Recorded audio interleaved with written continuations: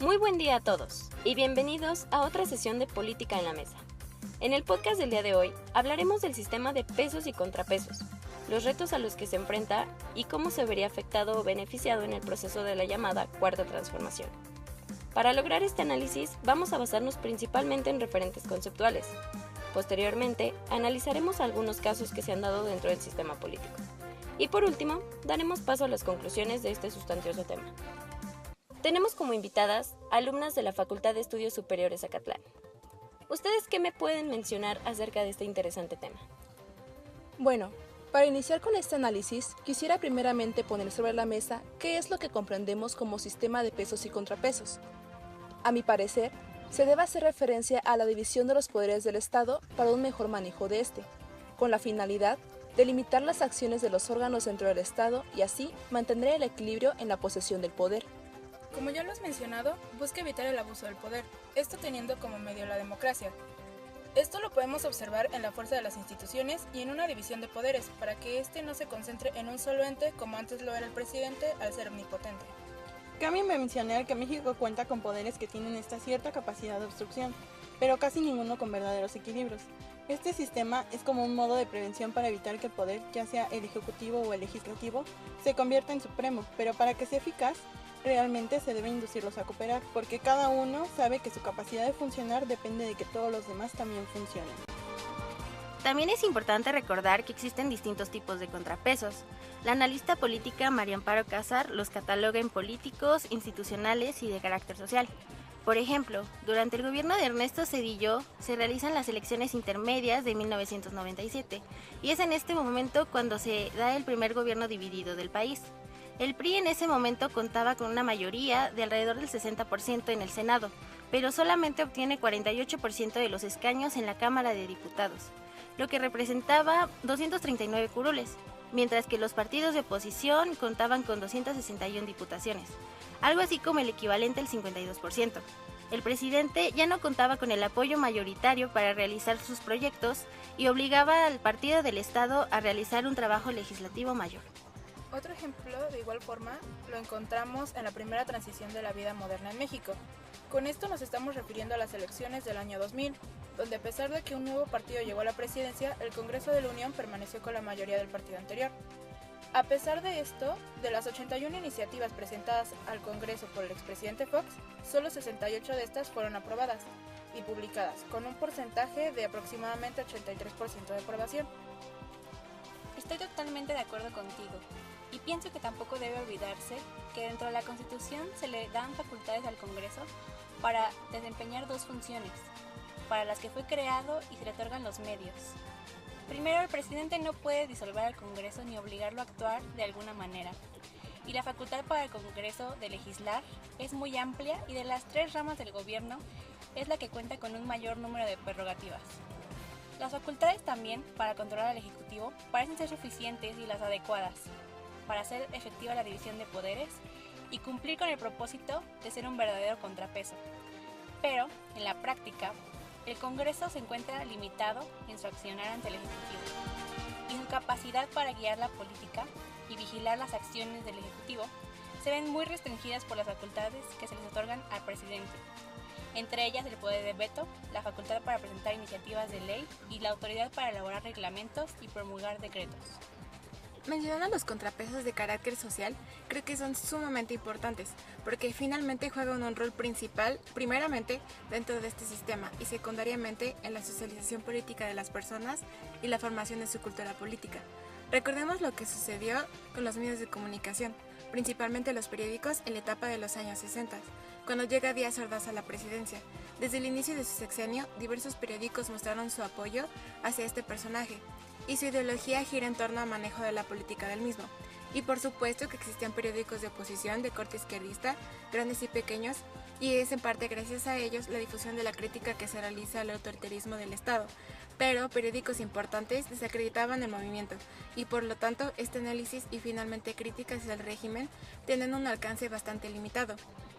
Entonces es cuando sucede el lamentable hecho de la matanza de Tlatelolco en el 68, y es cuando la sociedad exige un periodismo objetivo y equilibrado, siendo totalmente válido, porque ese es el objetivo principal de estos medios, y es ahí, en esta ocasión, que puedo afirmar que sí formaron parte bastante significativa como contrapeso al Estado. Desde mi punto de vista, un contrapeso finalmente válido, porque a raíz de esta exigencia se logró una apertura en la libertad de expresión dentro de los medios de comunicación. Como mencionas, los contrapesos en la sociedad han marcado un antes y un después en la vida pública de México. Y es aquí donde debemos poner especial atención, porque a partir del movimiento social que encabezó López Obrador, después de las elecciones del 2006, el sistema político comenzaba a gestarse un cambio social, siendo esta la causa principal por la que Morena ganó las recientes elecciones de 2018.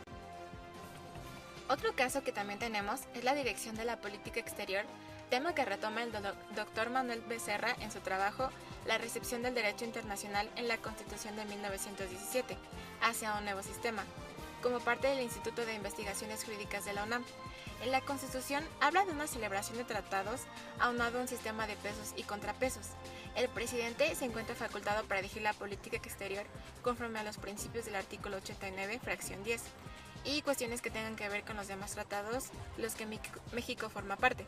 Como contrapeso está el Senado, quien aprueba los tratados, pero en el artículo 76 se menciona que en los demás ámbitos de la política exterior, el Senado solamente va a analizar el trabajo que lleva el presidente con base en los informes que hace ante el Congreso.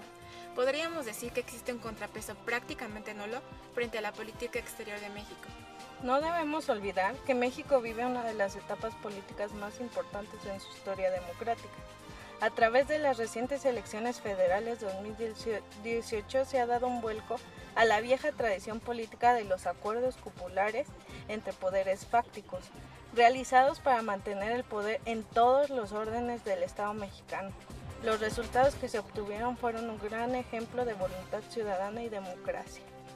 Efectivamente, y bueno, enfocándonos nuevamente en la relación del poder del Ejecutivo y el Legislativo, podemos notar que en la actualidad el poder del Congreso de Unión será un peso más que un contrapeso hacia el presidente, ya que la mayoría de los diputados y senadores son integrantes del partido al que él pertenece. Por lo tanto, no se verá como una limitación hacia las decisiones que deba tomar, como ya fue mencionado en el caso del gobierno de Fox, sino como un apoyo a las mismas. Como lo mencionas, esto indudablemente va a ser uno de los retos que vaya a afrontar la administración de López Obrador como parte de la llamada Cuarta Transformación, ya que el Congreso de la Unión podría volverse un contrapeso ineficaz o inválido, y cualquier iniciativa que proponga el presidente será aprobada. Lo ideal sería que los miembros del Congreso piensen más en representar los intereses del pueblo que los intereses de su propio partido. Las diferentes dificultades que afronta el sistema de pesos y contrapesos, a mi parecer, muestran su deficiencia dentro del sistema político de México. Se supone que un sistema de pesos y contrapesos fortalece un sistema democrático, debido al equilibrio de poderes, o así lo menciona Jorge Jarpizo en su trabajo México Sistema Presidencial o Parlamentario, también como parte del Instituto de Investigaciones Jurídicas de la UNAM, y considero que es uno de los objetivos prácticamente implícitos del mismo. Y si bien el establecimiento y división de las facultades de cada poder presentó un gran logro para México en un principio, por supuesto que en la sociedad actual no es posible volver a hablar de ello como un logro, porque en nuestros días existe la necesidad de que esos resultados sean visibles. Muy bien, me parece una excelente participación por parte de ustedes. Sin embargo, sí me gustaría conocer su conclusión. ¿A qué conclusión han llegado con este tema? O sea, ¿han pensado que los contrapesos y los pesos y los contrapesos sí tienen un excelente desarrollo en el sistema político o qué me podrían decir? Como ya lo mencionaban mis compañeras, coincido con cada una de ellas. En conclusión, tenemos que observar que el sistema de pesos y contrapesos para controlar el ejercicio del poder trata de evitar las injerencias arbitrarias o ilegales entre las atribuciones y facultades desempeñadas por los órganos del Estado. De tal manera que en nuestro sistema presidencial siempre desearemos que el presidente respete tanto las atribuciones y facultades del poder legislativo como las del poder judicial. De esta manera que se deberán respetar las del primero, No debe de faltar un puente de comprensión entre los poderes del Estado para que exista una labor conjunta en la aprobación de leyes que resuelvan en beneficio y por el bien de la nación. Y que los denominados gobiernos divididos no sean un obstáculo que impida el libre ejercicio de sus facultades. Así pues, la ciudadanía en su papel como agente político asociada en movimientos sociales logra alzarse como un contrapeso al hacer valer sus derechos para tomar parte en los asuntos políticos del país.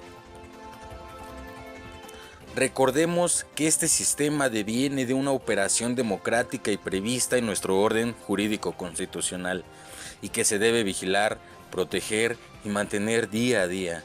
Y su principal objetivo es evitar el otorgamiento o autootorgamiento de atribuciones, facultades o competencias excesivas en los distintos ámbitos del poder que pongan en peligro la democracia mexicana. Eso es todo, amigos. Gracias. Hasta aquí damos por terminado el tema del podcast del día de hoy. Nos encontraremos pronto en una sesión más de Política en la Mesa, con otro análisis de tema de interés político dentro del contexto mexicano. Gracias por sintonizarnos. Excelente día a todos y hasta pronto.